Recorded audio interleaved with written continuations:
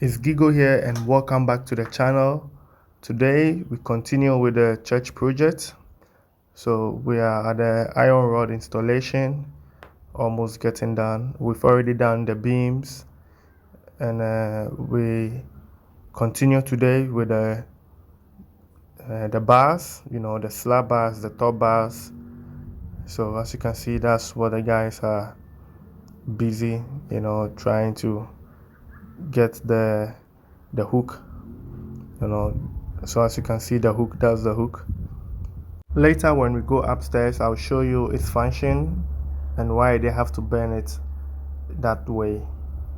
So this is the Ukai's team, who is the steel bender. So as you can see, these guys are hard-working guys. They are great guys. They know what they are doing. If you have a project, you can always get in touch with this group. I might put the telephone number over there, or you send me email and I will forward it to you. The reason why they don't like me to put their numbers there is because of some calls they get which has nothing to do with their work. People call them and ask them like questions they have no idea about, which doesn't even concern construction or anything what we're doing here on the channel, and that kind of bother them because some of these people call them middle of the night to ask them those questions, and sometimes they also try to help, but it takes their time. It takes their effort and energy. So that's why they don't like us to just put a number straight here. So if you really need his service, if you really need him, you send me an email and I'll forward this number to you. So back to the video. You see the guys forming so that's the bar. So the bar that the guys form downstairs, it gets to this stage and he has to strengthen it, make sure everything is straight. We check, we cross check, and we double check. So he makes it straight. So after, you see, they already make it straight downstairs, but when it comes upstairs again, he checks everything, and then they put it through the beams, which will be like the steps to go higher. So he checks again before he makes sure they insert it through the beams, and then it goes all the way up there. So one thing I would also like to share with you guys, that I experienced on site. I have been with these guys during my stay in Ghana for almost like 3 months now, and I have really learned a lot about their work. It's not easy. So as you can see they are passing everything through the beams, so they have to make sure that the gap, the distance should be equal. So it's a lot of calculation work, and you will notice, if you look carefully, you will notice that they are not just placing it anyhow. They have a way of turning the hook. They have to hook each other, so they have a way of doing it. When we get there, I'll show you. So as I was saying, like me staying with them, the experience and what I have learned on site, these guys are dealing with iron rods, and these things conduct heat, and we all know how the sun scorches in Africa. So you can imagine, right from morning when those ions are downstairs, they heat up, and they come upstairs, and they also produce heat. So even though they have gloves, some of them have gloves that they are working with gloves, and they don't really feel the heat, but you could feel, if you have a lot of iron rods like this surrounded by these iron rods, and you also have the sun, it's crazy. Like, it's crazy. You will feel even dizzy, like when I was, and like they go down, they go up, they bend down, they go up, and yeah, it's crazy. I was there and I felt it, like just the heat, the heat that comes from all these metals during the work, and they are there for like 7 hours or to 8 hours. So that was something that like I noticed, and because they went on break and they were like relaxing, and I asked them, hey, like, why are you guys chilling? And they said, hey, when it is hot like this, they do sometimes feel dizzy because of the heat that reflects from this iron rods back to them, and then the sun scorching. So that's one thing I also like to share with you guys. That's something that I learned from them. So as you see, always making sure that it's still bending. And one thing with this kind of installation is that this is on a slope. You see there's a slope here. It's not a normal decking where it's like flat, so when you just place the bars, it stays there. This is on a slope. So if he doesn't bind them, he first have to bind all of them one by one so that they don't slope downwards because it's on a slope. So that's what he's doing. So these ones don't have any hook. You can see those ones don't have any hook. So they can easily slope and go back, or they can move from where they are supposed to be, their placement, because everything is measured and calculated.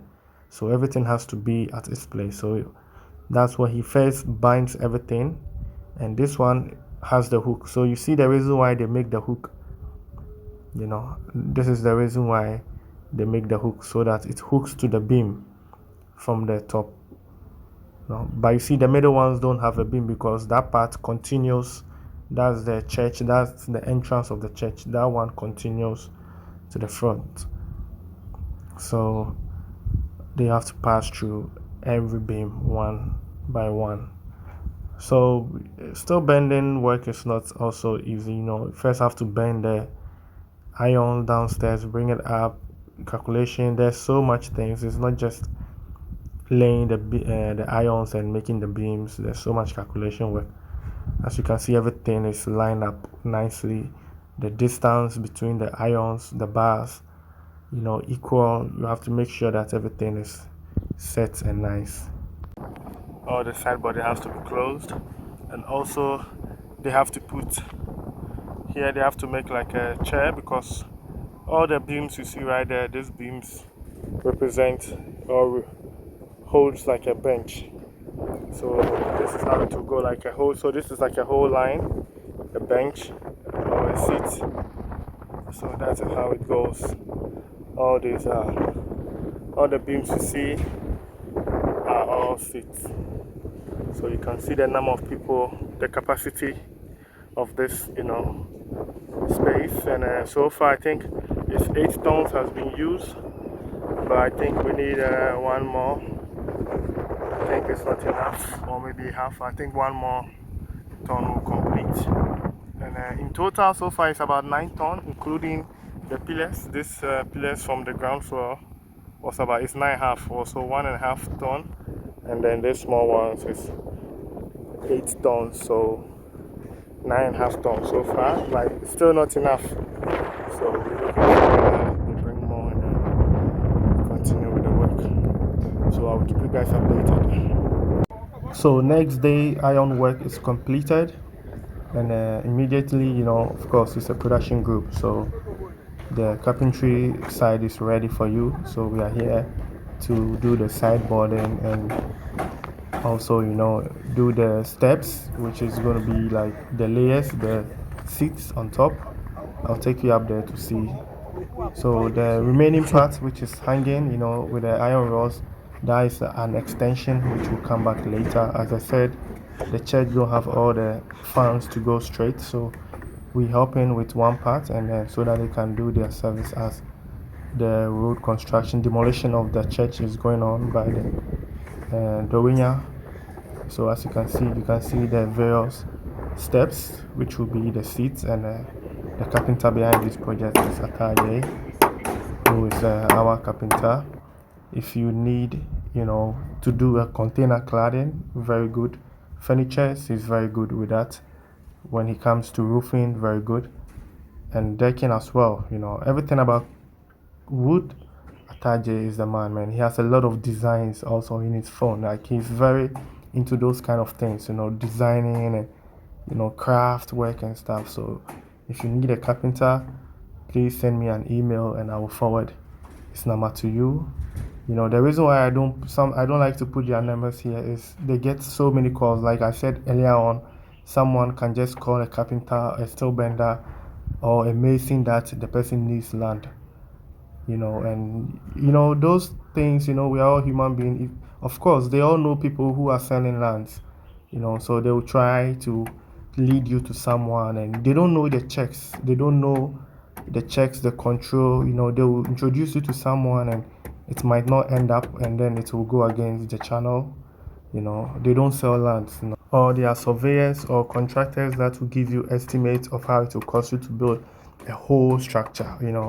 His field is carpenter, the steel mender's field is steel bending, the mason field is to lay blocks and mortar. And if you need a proper structure, from foundation to finish, we have an engineer. We have a contractor that knows about those things.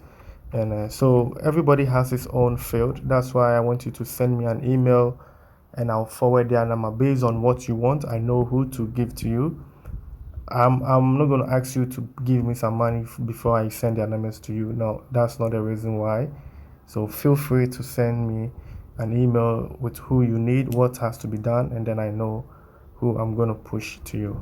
So that's the reason why I don't put the numbers out there, because the temptation is too much, man. It's too much. And they're all human beings, they're all human beings. So I'm also being careful, because as I said, this is just the beginning.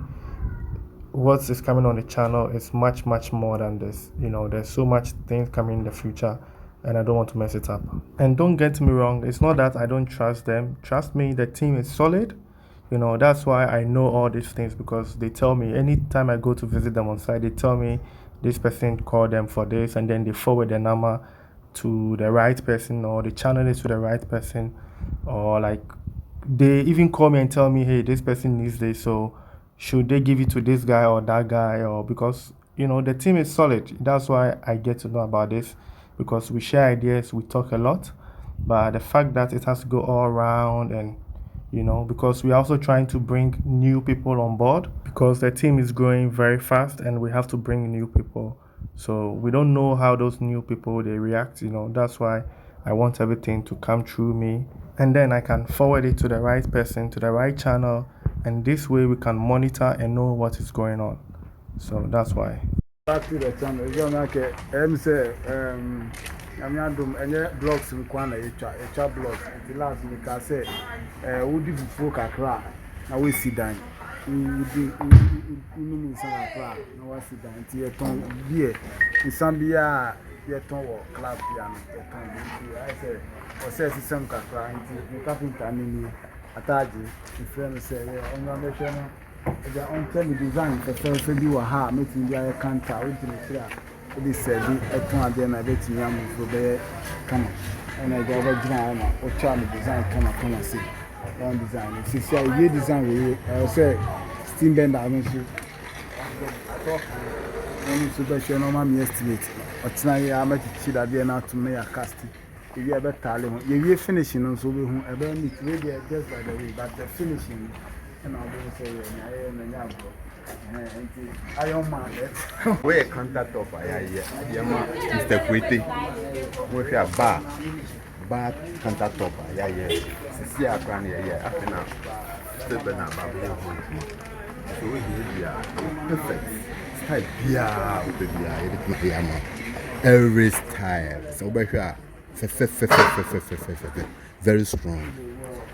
Apart from where the PPR in a bar, at the same kunya tables, I concerning Bianca, any problem or OPBR contact when you okay. Me, your friend, me Ataji, me a carpenter, me, yeah, any carpentry work concerning construction, style be as I say, countertop near ye, but your bones say, yeah, design very, very nice. So that's the production group for you, working again as a team.